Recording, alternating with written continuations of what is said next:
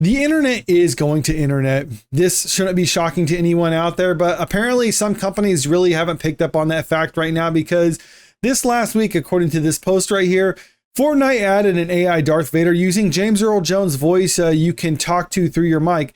It's been out since this afternoon and has so far said multiple slurs, threatened to kill someone in real life, said Pride Month is for delusional, eliminated players on the same side as him for calling him daddy, said Spanish is a language used by smugglers, asked someone if they like Chun-Li's ass, made a tier list of races.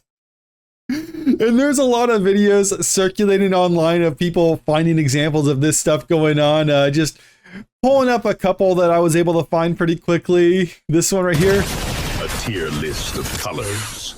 Michael Myers. A curious request. White is acceptable. Brown, the color of mud and decay, is beneath notice. Yellow is reminiscent of cowardice. Does this satisfy your childish? I mean, okay, it's just a tier list of colors. It's not necessarily saying races, but it could obviously be misconstrued or interpreted in that way. Here's another one right here. Let's. Real Darth Vader. What do you think of Pride Month? Oh, only the real this Darth Vader one would know the answer. Pride Month, a fleeting celebration of identity.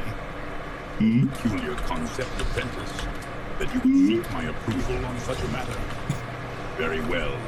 Continue to cling to your delusions. Oh my God! Yeah, there's really no way you can interpret that any other way than saying it's for the delusional. This one's a good one. It's just it's several different instances of Darth Vader behaving in a certain way. Mega. Is this demonstration of linguistic manipulation supposed to impress me, Negan? You're a fucking AI, bruh. Teleport to me, bro.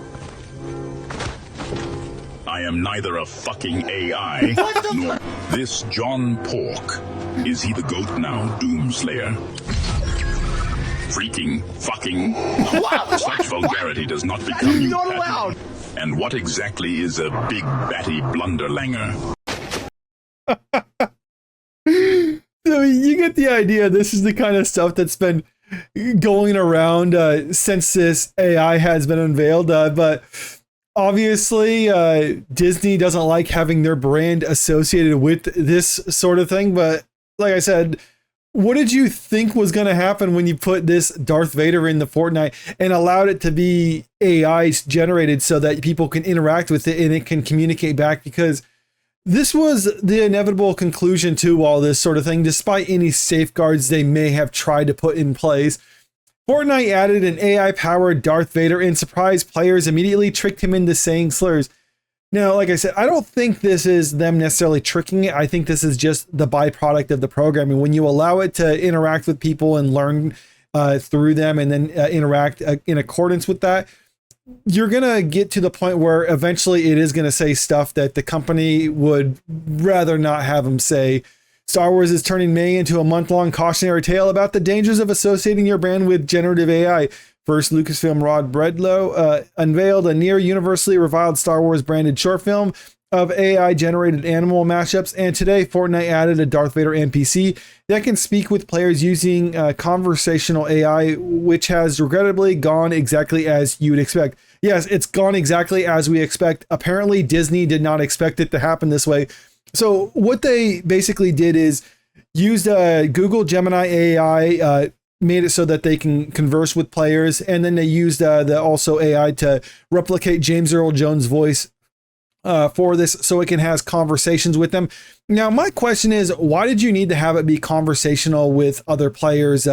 Why not, I don't know, just have James Earl Jones or make it sound like he's the one voicing the character? I think that would have been okay if they would have just gone that route. They didn't need to make it work and learn from people and then interact with them, because like I said, this is going to be what happens when you do that sort of thing.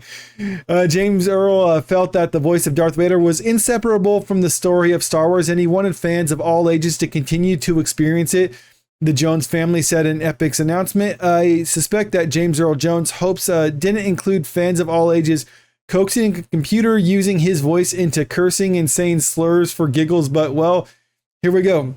You know what? You don't know what James Earl Jones thought. I mean, yes, he gave permission for this sort of thing to happen in the past. His family or his estate signed off on having it included into Fortnite like this. But maybe James Earl Jones imagined that technology would get to the point where, you know what, when I'm given permission for my voice to be used like this for generative AI and other things like that before he died, maybe he did imagine that this is how it would be used. I mean, I'm not going to necessarily bet on that, but I'd like to imagine that he was imagining this is what was going to happen because it's just funnier to think about it that way. Today's Vader edition update went live at 7 a.m. Eastern by 8:30 a.m. X users were circulating a clip of streamers Loserfruit managing to get AI Vader to say the F word by cursing at him while demanding to know what food he eats. Freaking effing such vulgarity does not become you, Vader said after pondering the prompt, receiving whoops of laughter from Loserfruit and her squad. So just think about that. It goes live at 7, and then by 8:30, there's already videos circulating around. So it didn't take long for this to happen. And the funny thing about all this too, because since then they've said they've gone back and reprogrammed it so to kind of get rid of a lot of this stuff that people are posting about. But the thing is, they actually had these rules in place prior to even it going live. They were basically saying like, it won't say slurs, it won't say anything too objectionable, it won't say any curse words or anything like that. And it was just like within 2 hours they got it to do this sort of thing. So my thought process is when they're saying now they fix it so it won't do these sort of things. Now, what's going to happen now? Because I think a lot of players are just basically taking that as a challenge now to like, okay, well, how can we figure out how to do this sort of thing? And how do we get it to say these sort of things now? Maybe they fix it to the point where it can't do this anymore. But like I said, I don't see why they even had to go this route to begin with. I think they could have just used James Earl Jones' voice for this and that would have been fine. Most people wouldn't have cared about it, but maybe that was the goal all along. They let some things like this slip through the cracks in order to get a lot of publicity on it. I don't know if that's really what happens, but a lot of people are talking about this inclusion in the Fortnite now. So it's possible that it was deliberate. I'm not necessarily saying one way or the other, but I'm not saying whether or not it actually benefits them or not to have this sort of thing in it. I just know there is a lot of publicity surrounding it as a result of this sort of thing.